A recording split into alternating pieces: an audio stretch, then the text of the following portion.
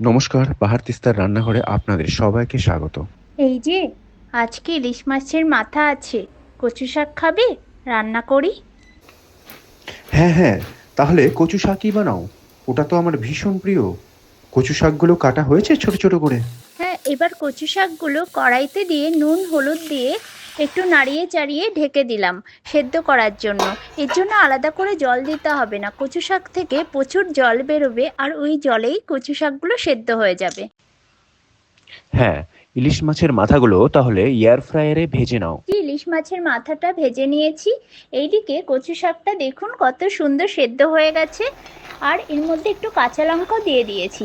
এই যে জলটা দেখছেন, এটা কচু শাক থেকেই বেরিয়েছে।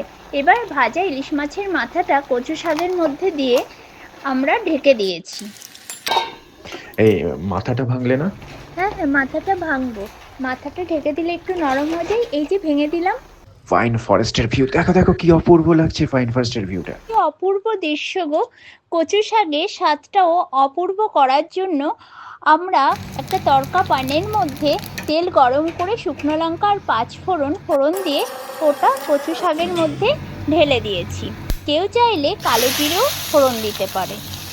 আর এর স্বাদটা আরও একটু বাড়ানোর জন্য চিনি দিয়ে ভালো করে মিক্সড করেছি। মিক্সড করে আরও কিছুক্ষণ রান্না করে কচু শাকের মধ্যে যে জল আছে ওটা একদম শুকিয়ে ফেলতে হবে। এই যে আমাদের কচু শাক রেডি। দারুণ টেস্ট। এই রেসিপিটি এতটাই সুস্বাদু যে একবার খেলে মুখে লেগে থাকবে। এই ভিডিওটিতে ধাপে ধাপে দেখানো হয়েছে কীভাবে খুব সহজে এই রেসিপিটি তৈরি করতে পারবেন, যাতে এর আসল স্বাদ এবং গন্ধ অক্ষুণ্ণ থাকে।